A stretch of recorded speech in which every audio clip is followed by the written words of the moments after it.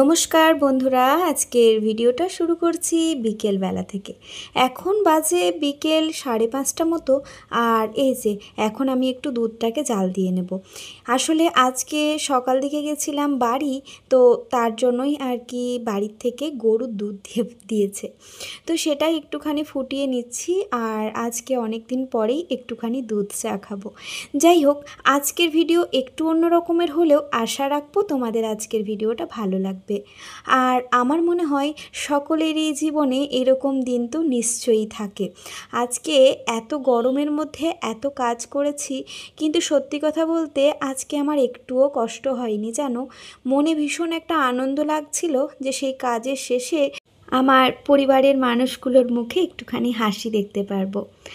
আজ অনেক দিনই হয়ে গেল আমার ছেলে বায়না নিয়েছে কর্ন রাইস খাবে। তো এই বানাবো করে সত্যি কথা বলতে এই যা গরম পড়েছিল না, তার জন্যই বানিয়ে উঠতে পারিনি। কিন্তু আজকে তো সব থেকে বেশি গরম, কারণ আজকের দিনটা ছিল বুধবার, সাংঘাতিক একটা গরম ছিল। তবুও মায়ের মন তো মনে হচ্ছিল ছেলেটা কবে থেকে সেই বলেছে, আর আমি মা হয়ে গরমের জন্য বানিয়ে দেব না। তো চলো হালকা করে একটু বানাবো, যেন শরীরও ঠিক থাকে আর ওর মনটাও একটুখানি খুশি হয়। প্রথমে এই যে চা বানিয়ে নিয়েছি, এখন দুজনে একটু আমরা চা খেয়ে নেব। আর ছেলে তো স্কুল থেকে ফিরে আর কি খেয়েছিল, ঠাম দিয়ে পাঠিয়েছিল কুমড়ো পোস্ত আর সাথে হচ্ছে গুগলি রান্না, তো সেটা দিয়েই ও মুড়ি খেয়েছিল একটুখানি। আর এই যে আমি এই কর্নটাই কিনে এনেছিলাম আমাদের এখানে সুপার মার্কেট থেকে, তো সেটাকেই আর কি একটু সিদ্ধ হতে বসিয়ে দিলাম। আর তারপর এদিকে আর কি বাসমতি চালটা মোটামুটি ঘন্টাখানেক আগে ভিজিয়ে রেখেছিলাম, সেটাও সিদ্ধ হতে বসিয়ে দিলাম। এরই মাঝে আমি কেটে নিয়েছিলাম কিছু সবজি, যার মধ্যে ছিল গাজর, পেঁয়াজ, ক্যাপসিকাম আর রসুন। তো রসুনটা অবশ্য চিকেনে যাবে। আমি বলেছিলাম যে শ্রাবণ মাস করে চিকেন খাবো না। তা ছেলে বলছে যে মা, আমার তো চিকেন খেতে ইচ্ছে করছে, কিন্তু তুমি তো রান্না করবে না। এই কথা শুনে কোন মা না রান্না করে থাকতে পারে বলো। তাই আমার মাকে বলাতে আমার মা বলছে সারা জীবনটা পড়ে আছে নিয়ম করার জন্য, এখন থেকে ছেলের মনে আর কি কষ্ট দিয়ে নিয়ম করতে হবে না। তো যাই হোক, তাই আর কি আনিয়েছিলাম এখানে চিকেনটাকে ম্যারিনেট করে নিলাম, লবণ, হলুদ আর আদা রসুনের পেস্ট একটু দিলাম, টক দই। তো ব্যাস এই যে সব কিছু আমার রেডি হয়ে গেছে। এখানে চিকেনের জন্য আমি মোটামুটি ক্যাপসিকাম, পেঁয়াজটাকে কেটে নিয়েছি, রসুনটাকেও রেডি করে নিয়েছি। তবে জানো তো টমেটোটা আর কি বাড়ন্ত ছিল, তো এখন আর ওকে বললাম না যে যাও নিয়ে আসো, দরকার নেই। টমেটো ছাড়াই আজকে টেস্টি একটা চিকেন বানাবো। তো এই ম্যারিনেটেড চিকেনটাকে প্রথমেই তেল গরম করে তার মধ্যে এখন বেশ কিছুক্ষণ ভেজে নেব। আর টক দই যেহেতু দেওয়া আছে, তাই প্রথমে জল ছেড়ে দিলেও বেশ কিছুক্ষণ পরে কিন্তু চিকেনের থেকে তেল ছেড়ে দেবে। আর ঠিক তখনই আর কি চিকেনটাকে কিন্তু নামিয়ে নিতে হবে। এইদিকে কর্ন রাইস বানানোর জন্য আমি কিন্তু তেলের মধ্যে দিয়েছিলাম গোটা জিরে, তারপরে পেঁয়াজ আর গাজরটাকে একটুখানি ভাজা ভাজা করে নেওয়ার পর এর মধ্যে সেদ্ধ করা ভুট্টা আর ক্যাপসিকামটা দিয়ে দিলাম। আর যদি কিছু সবজি থেকে থাকে যেমন বিনস এগুলো আর কি, তো সেগুলো দেওয়া যেতে পারে। তো তারপরে এইদিকে চিকেনটাও কিন্তু দেখো ভাজা হয়ে গেছে আর চিকেনের থেকে তেল ছেড়ে দিয়েছে। তো আমি তো খুব কম তেলেই রান্না করি আর তোমাদের সাথে সেগুলোই শেয়ার করি। আর খুব বেশি তেল মশলা দিয়ে আমি কখনোই রান্নাবান্না করি না। তা চিকেনের থেকে যে তেলটা ছিল তাতে আরও 1 চামচ পরিমাণে সাদা তেল দিয়ে তার মধ্যে রসুনটাকে প্রথমে কিন্তু ভেজে নিয়েছি। আর কড়াটা কিন্তু আমি ধুইনি, কারণ এই যে মশলাটা একটা পুড়বে, তো একটা স্মোকি কিন্তু ফ্লেভার আসবে, যার জন্যই। তারপর একটু সামান্য লবণ দিয়ে দিয়েছি পেঁয়াজটা যেন গলে তার জন্য। এরই মধ্যে এইদিকে কিন্তু আমার ভাতটা প্রায় রেডি হয়ে গেছিলো, মোটামুটি 70 to 80% কিন্তু কুকড হয়ে যাবে ভাতটা। তো একদম যদি সিদ্ধ হয়ে যায় সেটা রাইসটা ঠিকঠাক হয় না বা ঝরঝরে হয় না, তো তার জন্যই এরপরে এই যে আমি একটু একটু করে রাইস দিতে থাকবো আর একটু একটু করে কিন্তু নাড়াচাড়া করতে থাকবো। আর ভাতটা যখন সিদ্ধ হবে তখন কিন্তু অবশ্যই লবণটা দিতে হবে, তবে কিন্তু লবণের যে একটা ব্যালেন্স সেটা কিন্তু আসবে। তো এটা যদি ফ্রায়েড রাইসের মতো বানাতে চাও তাহলে কিন্তু ওই ফোড়নে তোমরা তেজপাতা, তারপর হচ্ছে গরম মশলা দিতে পারো।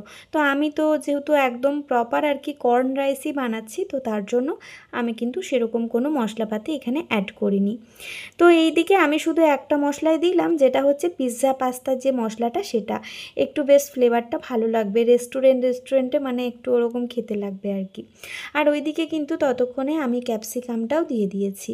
ক্যাপসিকামটাও একটু একটু ভাজা হতে থাকবে, আর দুদিকে দুটো গ্যাসে তাড়াতাড়ি করে রান্নাটাও হয়ে যাবে। তবে আজকে আমার শরীরের থেকে যে পরিমাণে জল বেরিয়ে গেছে রান্নার পরে, আমাকে এখন একটুখানি শরবত বা ওআরএস কিছু একটা খেতে হবে, নয়তো সত্যি কথা বলতে মানে শরীর মনে হচ্ছে প্রচণ্ড ক্লান্ত লাগছে জানো।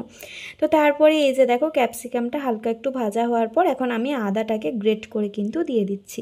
তো আদাটা যদি কেটে নিতে পারো সেটাও ভালো লাগবে, তবে ওই মুখে আদা পড়লে মানে সৃজন আর কি খেতে পছন্দ করে না। খানিকটা চিলি চিকেনের মতনই প্রসেসটা, তবে ওই পকোড়া বানিয়ে অনেক তেল লাগে, তো অত তেল তো খাওয়া ভালো না, যার জন্য এই গরমের মধ্যে শরীর খারাপ যেন না হয় তাই আর কি আমি হালকাভাবে বানানোর চেষ্টা করেছি। তো দেখো এখানে আমি টমেটো কেচাপ আর হচ্ছে সয়া সস এই দুটোকে কিন্তু দিয়ে দিলাম, মোটামুটি যেরকম আর কি আমরা চিলি চিকেন বা চিলি পনিরের ক্ষেত্রে দিয়ে থাকি। এরপর সসের সাথে বেশ ভালো মতো করে পেঁয়াজ আর ক্যাপসিকামটাকে ভেজে নিতে হবে। আর স্বাদের ব্যালেন্সের জন্য সামান্য একটু চিনিও কিন্তু আমি এখানে অ্যাড করেছি।